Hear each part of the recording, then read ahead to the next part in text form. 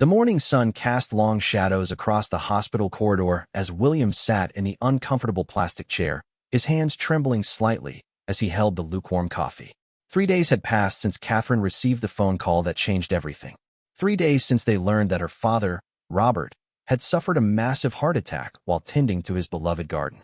Catherine stood by the window of the intensive care unit, her reflection ghost-like against the glass.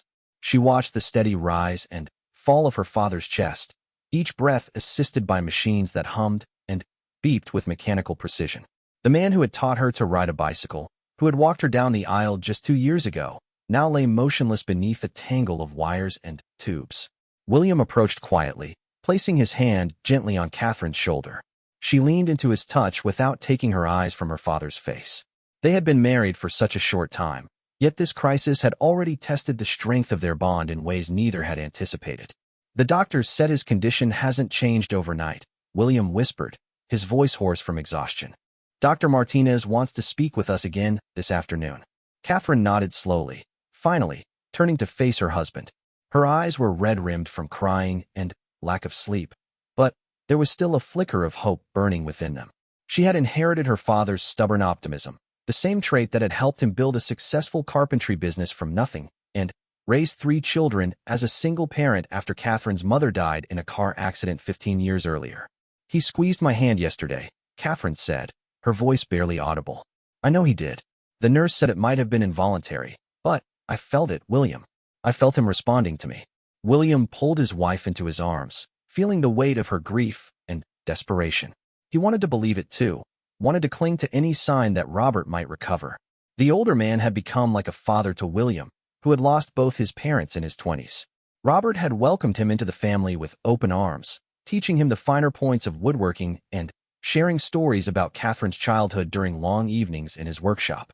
The ICU was a world unto itself, operating on its own rhythm of shift changes, medication rounds, and visiting hours. Catherine and William had barely left the hospital since Robert's admission. They had taken turns sleeping in the family waiting room, surviving on vending machine food, and the kindness of nurses who brought them occasional sandwiches or fresh coffee. Catherine's younger brother, Michael, had flown in from Seattle the previous evening.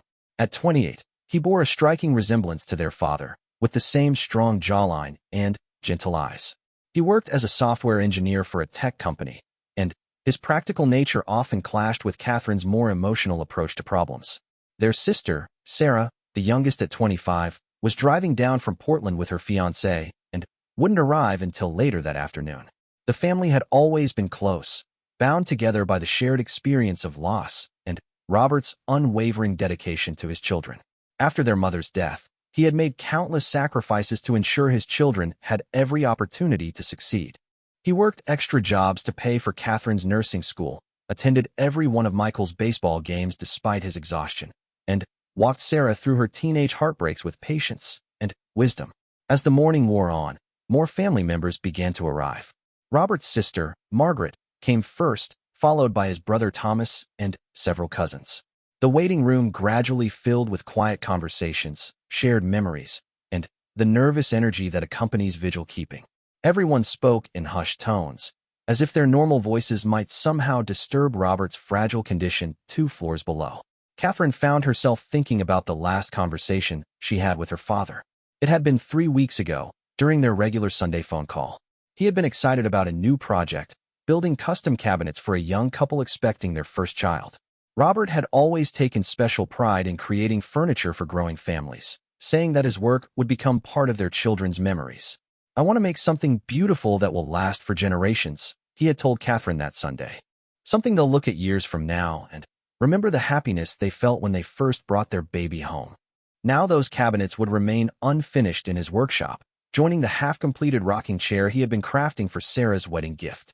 The irony wasn't lost on Catherine that her father, who spent his life creating lasting beauty, might not live to see his youngest daughter married or hold his future grandchildren. Dr. Martinez arrived earlier than expected, his expression grave as he approached the assembled family. Catherine felt William's hand find hers, their fingers intertwining as they prepared to hear news that would either restore their hope or shatter it completely. The doctor's face revealed nothing, trained by years of delivering both miracles and heartbreak to families just like theirs. The next few minutes would determine whether this was the beginning of Robert's recovery or the start of their final goodbye.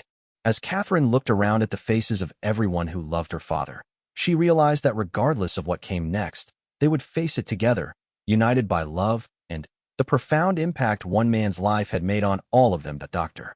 Martinez led the family to a small conference room down the hall from the ICU. The space was designed to offer privacy for difficult conversations, with soft lighting and comfortable chairs arranged in a circle. Catherine noticed the box of tissues strategically placed on the coffee table and felt her stomach tighten with dread. "Please, sit down," the doctor said gently, waiting until everyone had settled before continuing.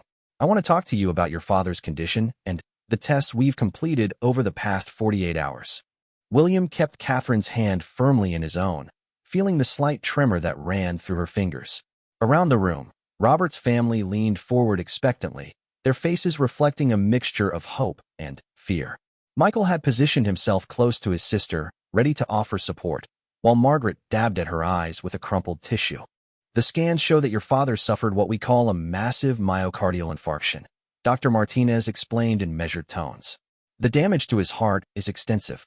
We've done everything medically possible to support his cardiac function, but his body isn't responding to treatment the way we had hoped." Catherine felt the words washing over her like cold water, each medical term creating distance between her and the man lying in the ICU bed. She struggled to process the clinical language, to translate it into something she could understand and accept. "What does that mean exactly?" Michael asked, his voice steady despite the emotion Catherine could see in his eyes. "Are you saying there's no chance for recovery?" The doctor paused thoughtfully before responding. "Your father's heart has sustained damage to approximately 60% of the muscle tissue. Even if we could stabilize his condition, the quality of life he would have would be severely compromised. He would require intensive medical support indefinitely." Sarah arrived during the doctor's explanation, slipping quietly into the room with her fiancé, David. She immediately sensed the gravity of the conversation and moved to sit beside Catherine, taking her sister's free hand without a word. "We need to discuss some difficult decisions," Dr. Martinez continued. "Your father is currently on life support. The machines are breathing for him and supporting his heart function. We need to know what his wishes would be in this situation." Catherine found her voice, though it came out as barely a whisper. "He never wanted to be kept alive by machines. He watched our mother suffer on life support for weeks before she died. He made us promise we would never let that happen to him." The room fell silent except for the distant sounds of the hospital filtering through the walls. Margaret reached for Thomas's hand, both of them remembering their brother's words after their sister-in-law's death. Robert had been adamant about his wishes, making sure his children understood his feelings about artificial life support. "He signed a living will last year," Sarah said quietly, "after his friend Harold had that stroke and was in the nursing home for months before he died. Dad was very clear about what he wanted." William watched his wife's face as the reality of the situation began to sink in. He had never seen Catherine look so lost, so utterly devastated. The woman who approached every challenge with determination and strength seemed to be crumbling before his eyes. He wanted to protect her from this pain, to somehow take it upon himself, but he knew this was a burden she had to bear. "Can we have some time with him?" Catherine asked. "Can we talk to him? Let him know we're here?" "Of course," Dr. Martinez replied with compassion. "Many people in your father's condition can hear and understand what's happening around them, even when they can't respond. Take all the time you need to say what you want to say to him." After the doctor left, the family sat in stunned silence. The decision they faced was one that no one ever wants to make, yet Catherine knew in her heart what her father would want. She thought about the man who had raised her with such love and wisdom, who had always put his children's needs before his own. "We have to let him go," she said finally, her voice breaking. "He wouldn't want to live like this. He would want to die with dignity." Michael nodded reluctantly, his practical nature warring with his emotional desire to keep his father alive at any cost. "I know you're right," he said. "But knowing it and being able to do it are two different things." Over the next several hours, family members took turns sitting with Robert, sharing memories, expressing gratitude, and saying their goodbyes. Catherine spent the longest time at his bedside, holding his weathered hand and telling him about all the things she wanted him to know. "Thank you for being the best father anyone could ask for," she whispered. "Thank you for showing me what love looks like, for teaching me to be strong, for always believing in me. I'm going to miss you every single day for the rest of my life." William watched from the doorway as his wife poured her heart out to her unconscious father. He thought about the man who had welcomed him into the family so warmly, who had taught him that being a husband meant being a partner in every sense of the word. Robert had shown William what it meant to love unconditionally, to sacrifice for family, to build something lasting and meaningful. As evening approached, the family gathered once more in Robert's room. Catherine had made the decision to remove the life support the following morning, giving everyone one last night to be with him. The nurses had dimmed the lights and brought in extra chairs so the family could maintain their vigil together. Sarah had brought a photo album filled with pictures spanning Robert's life, from his wedding day to recent images of family gatherings. They passed it around quietly, each person sharing stories and memories triggered by the photographs. There were pictures of Robert teaching his children to fish, helping with school projects, walking Catherine down the aisle, and countless moments that captured the essence of a life well lived. "Remember when he tried to teach us all to dance before Catherine's wedding?" Sarah said with a tearful laugh. "He kept stepping on our feet and apologizing, but he was so determined to make sure he didn't embarrass Catherine during the father-daughter dance." Catherine smiled through her tears, remembering how her father had practiced for weeks, wanting everything to be perfect for her special day. That was who Robert was, a man who cared deeply about the people he loved and would go to any lengths to make them happy. As the night wore on, family members gradually drifted off to sleep in their chairs, but Catherine remained awake, holding her father's hand and watching the steady rhythm of the machines that were keeping him alive. Tomorrow, that rhythm would stop, and she would have to find a way to live in a world without her father's guidance and love. Dawn broke gray and somber over the city as the hospital began its morning routine. Catherine had barely slept, dozing fitfully in the chair beside her father's bed. William had insisted on staying with her throughout the night, occasionally stepping out to bring coffee or speak quietly with other family members in the hallway. At 7 o'clock, Dr. Martinez returned with a team of nurses and the hospital chaplain. The process of removing life support would be gentle and peaceful, he assured them. Robert would be made comfortable, and the family could remain with him throughout everything. Catherine felt as though she were moving through a dream as the medical team prepared for what they euphemistically called comfort care. The machines that had sustained her father's life for 4 days would be turned off one by one, allowing nature to take its course. She understood intellectually what was happening, but emotionally she felt detached, as if she were watching someone else's life unfold. Margaret had called Robert's closest friends during the night, and several had arrived to pay their respects. Harold's widow, Mrs. Peterson, sat quietly in the corner, her presence a reminder of the conversation that had prompted Robert to create his living will. She had held Catherine's hand briefly earlier, whispering, "Your father was a good man who lived on his own terms. Let him die the same way." Father McKenna, the priest from St. Mary's where Robert had attended Mass for 20 years, had come to offer last rites. Although Robert hadn't been particularly religious in recent years, Catherine knew he would appreciate the familiar rituals of his childhood faith. The priest's quiet prayers brought a sense of peace to the room that had been filled with tension and grief. "Would you like to say anything to your father before we begin?" Dr. Martinez asked gently. Catherine nodded, moving closer to the bed. She looked down at Robert's face, peaceful in unconsciousness, and tried to memorize every detail. The laugh lines around his eyes, earned through years of joy and humor. The small scar on his chin from a childhood accident he had told her about countless times. The hands that had built so many beautiful things, now still and quiet. "Dad, it's time for you to go," she whispered, her voice steady despite the tears streaming down her face. "We love you so much, and we're going to take care of each other, just like you taught us. Thank you for everything you gave us." Michael stepped forward next, his composed demeanor cracking as he spoke. "Thanks for teaching me what it means to be a man, Dad. I promise I'll look after the girls, and I'll finish those cabinets for the Hendersons. They're going to be beautiful." Sarah was crying too hard to speak clearly, but she managed to tell her father that she would name her first son after him and that David had asked for Robert's blessing on their marriage during his last visit. Through her tears, she promised to use the woodworking skills he had taught her to complete the rocking chair he had been making for her wedding. The process began quietly. First, the ventilator was turned off.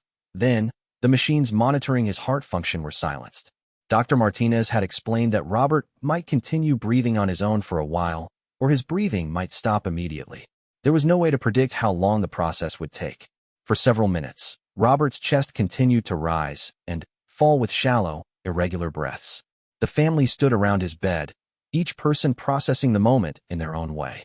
Catherine held his right hand, while William kept his arm around her shoulders. Michael and Sarah flanked the other side of the bed, and Margaret and Thomas stood at the foot, their own grief mixed with memories of their brother as a young man. William found himself thinking about the conversation he had had with Robert just a month ago.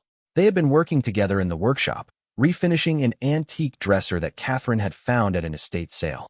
Robert had stopped sanding suddenly and looked directly at William. "I want you to know how happy I am that Catherine married you," he had said. "She needs someone who understands that loving her means supporting her dreams, not trying to change her. You do that." William had felt honored by the older man's approval, but Robert hadn't finished speaking.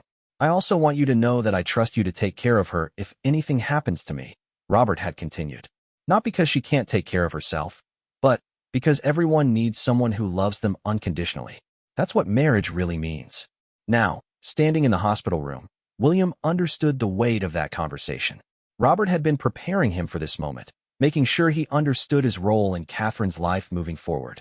The irregular breathing continued for nearly 20 minutes before it began to slow noticeably. Catherine never let go of her father's hand, occasionally whispering words of love and reassurance. She told him it was okay to let go, that they would be fine, that he had done everything a father could possibly do for his children.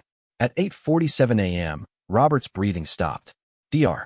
Martinez waited a respectful moment before checking for vital signs and officially pronouncing the time of death. The room fell completely silent except for the quiet crying of family members saying their final goodbyes. Catherine leaned down and kissed her father's forehead, surprised by how quickly his skin began to feel different. The essence of who he was, the warmth and life that had made him Robert rather than simply a body, had departed so quietly that she had almost missed the exact moment.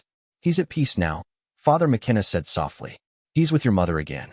The next several hours passed in a blur of paperwork, phone calls, and practical arrangements. The funeral director arrived to discuss services and burial arrangements.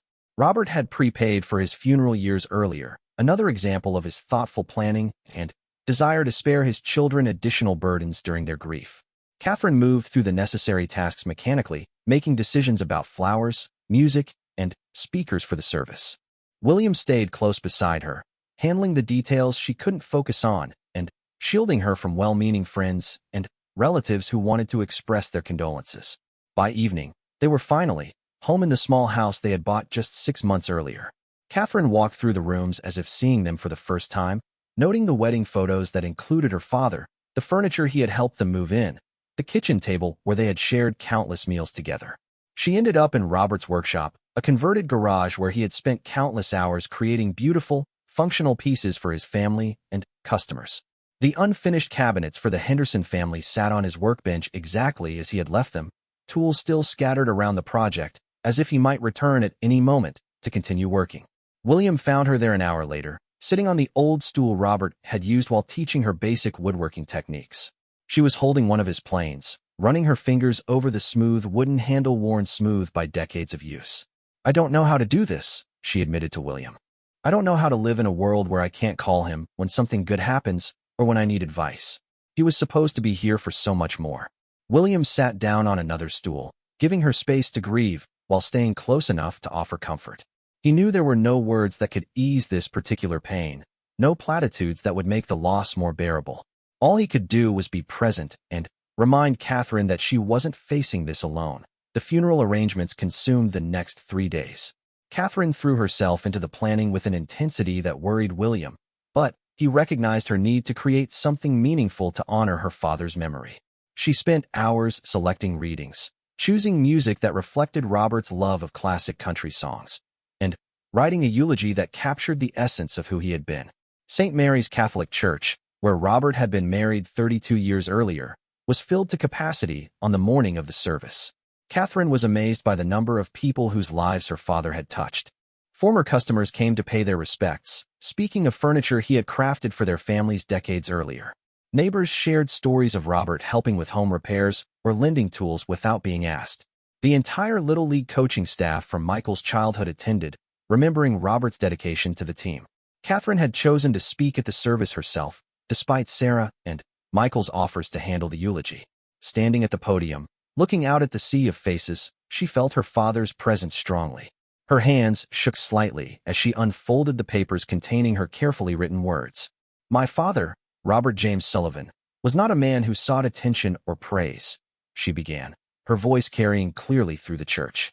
He was a man who showed his love through action rather than words, who built beautiful things with his hands, and raised his children with patience and wisdom. She spoke about Robert's devotion to his family after their mother's death, his sacrifice to ensure his children could pursue their dreams, and his quiet generosity toward anyone who needed help. She shared the story of how he had spent 3 months building a wheelchair ramp for their elderly neighbor, Mrs. Chun, refusing any payment because, as he said, neighbors take care of neighbors. He taught us that love isn't just a feeling, it's a choice you make every day, Catherine continued. He chose to love us through teenage rebellions, through mistakes and failures, through moments of joy and times of sorrow. He showed us what unconditional love looks like in practice. Her voice broke slightly as she reached the conclusion of her remarks. Dad always said that the measure of a life isn't how long you live, but how many people are better off because you were here. Looking at all of you today, seeing the lives he touched, and the love he inspired, I know his was a life well lived. The burial took place at Hillside Cemetery, where Robert would rest beside Catherine's mother. The graveside service was smaller, limited to close family and friends. Catherine stood between William and Michael, watching as her father's casket was lowered into the ground. The finality of that moment hit her harder than anything that had come before. Sarah had asked their cousin Danny to play Amazing Grace on his guitar, the same song Robert had requested for their mother's funeral. As the familiar melody drifted across the cemetery, Catherine felt a profound sense of ending, as if a chapter of her life was closing forever. After the burial, family and friends gathered at the parish hall for lunch. Catherine moved through the crowd mechanically, accepting condolences and listening to stories about her father. Mrs. Henderson approached her with tears in her eyes, explaining that she and her husband had decided to name their baby boy Robert in honor of the man who had been building furniture for their nursery. Your father was so excited about our baby, Mrs. Henderson said. He kept talking about how the cabinets would be there when little Robert took his first steps, when he learned to read, when he brought his own children to visit someday. He wanted to be part of our family story, and now he will be. William watched his wife navigate the afternoon with grace and strength, but he could see the toll it was taking on her. By the time they returned home that evening, Catherine was exhausted physically and emotionally. She moved through their house like a ghost, picking up items and setting them down without purpose. I keep thinking he's going to call, she said as they sat in their living room. Every time the phone rings, for just a second, I think it might be him calling to check on us or to tell us about something that happened at the hardware store. William pulled her close on the couch, feeling the weight of her grief. He had lost his own parents, so he understood something about this kind of pain, but Catherine's loss felt different somehow. Robert had been not just her father, but her mentor, her anchor, the person who had shaped her understanding of what family meant. Over the following weeks, Catherine struggled to find her footing in a world without her father. She returned to work at the hospital, throwing herself into her nursing duties with renewed intensity. Her colleagues were understanding and supportive, but Catherine felt disconnected from everything around her. The routines that had once brought her comfort now felt meaningless. William tried to support her in every way he could think of. He took over the household chores she usually managed, brought her favorite foods home from the store, and listened when she wanted to talk about Robert. But he could see her pulling away, retreating into a private space where her grief lived. The breaking point came 3 weeks after the funeral. Catherine had driven to Robert's house to begin the difficult task of sorting through his belongings. Michael and Sarah were supposed to meet her there, but both had called to cancel at the last minute due to work obligations. Catherine found herself alone in the house where she had grown up, surrounded by a lifetime of memories. She started in Robert's bedroom, carefully folding his clothes and setting aside items that might have sentimental value for her siblings. In his dresser drawer, she found a small wooden box she had never seen before. Inside were letters he had written but never sent, including one addressed to her. With trembling hands, she opened the envelope marked for Catherine in her father's careful handwriting. The letter was dated just 2 months earlier. My dearest Catherine, it began. If you're reading this, it means I'm no longer there to tell you these things in person. First, I want you to know how proud I am of the woman you've become. You have your mother's compassion and her strength, but you've added your own special brand of determination and joy. The letter continued for 3 pages, sharing Robert's hopes for Catherine's future, his gratitude for the happiness she had brought to his life, and his confidence in her ability to handle whatever challenges lay ahead. The final paragraph brought her to tears. I know my death will hurt you deeply, and I'm sorry for that pain. But I also know you well enough to trust that you won't let grief steal your joy permanently. You have too much love to give, too many dreams to pursue, too much life to live. Take care of William. Take care of your brother and sister, but most importantly, take care of yourself. Live fully, love completely, and remember that wherever I am, I'm proud of you. Catherine sat on her father's bed, clutching the letter and crying harder than she had since the day he died. All the emotions she had been holding back came flooding out, the anger and sadness and fear she had been trying so hard to control. She grieved not just for what she had lost, but for everything Robert would never see, all the moments they would never share. When William found her there an hour later, drawn by concern when she didn't answer her phone, Catherine was still holding the letter. She looked up at him with red, swollen eyes and said the words he had been waiting to hear. I need help, she whispered. I can't do this by myself anymore. William sat down beside her and pulled her into his arms, holding her as she cried. He had been waiting for this moment, knowing that Catherine needed to reach her own breaking point before she could begin to heal. The grief would always be there, but now they could start the long process of learning to carry it together. 6 months after Robert's death, Catherine stood in his workshop holding the same plane she had clutched the night he died. But this time, instead of sitting in paralyzing grief, she was preparing to use it. William had helped her clear space on the workbench, and together they had studied Robert's detailed notes about the Henderson cabinets. The measurements are all here, William said, pointing to Robert's careful pencil marks on the wood. He drew everything out perfectly. We just need to follow his plan. Catherine ran her hand along the smooth wood, feeling the connection to her father through his work. The grief counseling sessions had helped her understand that honoring Robert's memory didn't mean preserving everything exactly as he had left it. Instead, it meant carrying forward the values and love he had shared with her. Michael had surprised everyone by taking a leave of absence from his job in Seattle to help complete their father's unfinished projects. He had moved back home temporarily, staying in his old bedroom, and spending his days in the workshop learning skills Robert had tried to teach him years earlier. I wish I had paid more attention when he was trying to show me this stuff, Michael admitted as he struggled with a particularly difficult joint. I was so focused on computers and technology that I thought working with my hands was old-fashioned. Catherine smiled, remembering her own teenage dismissal of her father's woodworking passion. He used to say that the best time to plant a tree was 20 years ago, but the second best time was right now. I think the same thing applies to learning. Sarah visited every weekend, bringing David and their wedding plans. They had decided to move up their wedding date, partly because they didn't want to wait any longer and partly because they wanted to include Robert's memory prominently in their celebration. Sarah had asked William to walk her down the aisle alongside Michael, a gesture that touched him deeply. The Henderson cabinets took 2 months to complete. Catherine found the work meditative, each careful cut and precise measurement a form of prayer and remembrance. She could almost hear her father's voice guiding her through the more difficult techniques, his patient explanations echoing in her memory. When they finally delivered the finished cabinets to the Henderson home, Catherine felt a profound sense of completion. Mrs. Henderson had given birth to a healthy baby boy, and they had indeed named him Robert. Seeing the tiny infant in his nursery, surrounded by furniture crafted with love and skill, Catherine understood what her father had meant about his work becoming part of family stories. These are the most beautiful cabinets we've ever seen, Mr. Henderson said as he ran his hand over the smooth finish. Your father would be so proud of the work you've done. Catherine and William had started attending grief counseling together, recognizing that Robert's death had affected their marriage in ways they were only beginning to understand. Dr. Sarah Chun, their counselor, helped them see that grief was not just an individual process, but something that shaped relationships and required intentional care. Grief doesn't follow a timeline, Dr. Chin explained during one of their sessions. It comes in waves, sometimes when you least expect it.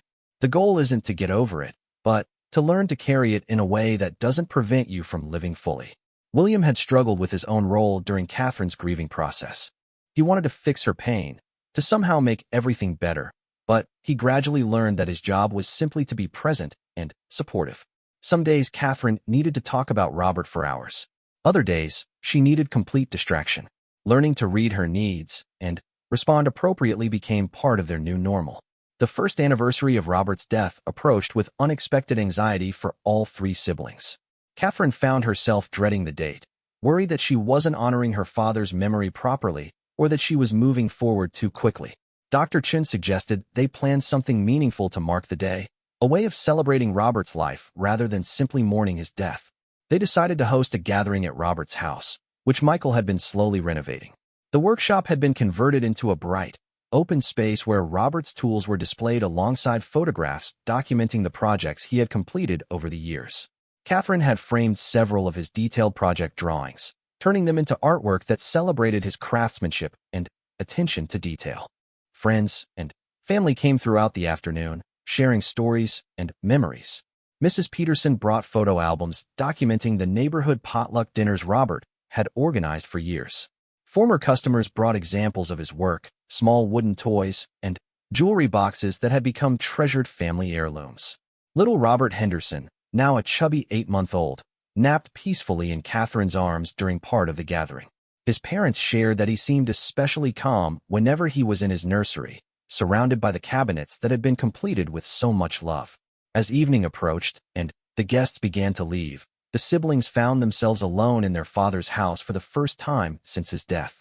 The space felt different now, filled with life and laughter rather than the heavy silence of grief. They sat in the living room where they had spent countless evenings as children, each lost in their own memories. "I've been thinking about what to do with the house," Michael said finally. "I know we need to make some decisions." Sarah suggested selling it and dividing the proceeds, but Catherine had a different idea. What if we kept it as a family gathering place? Somewhere we could come for holidays and special occasions, where our children could play in the same backyard where we grew up.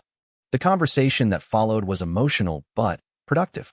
They decided to keep the house, with Michael taking primary responsibility for maintenance since he planned to stay in the area permanently. He had accepted a job with a local engineering firm and was dating a teacher he had met through friends. Sarah and David would spend their honeymoon in the house, a way of including Robert in their celebration. Catherine and William talked about eventually raising their own children in the neighborhood, continuing the family connection to the community Robert had loved so much. As the evening wound down, Catherine walked through the house one more time, noting the changes and improvements Michael had made while preserving the essential character of their childhood home. In Robert's bedroom, she found the wooden box where she had discovered his letter. Inside, she placed her own letter, written to her future children about the grandfather they would never meet but whose love would still shape their lives.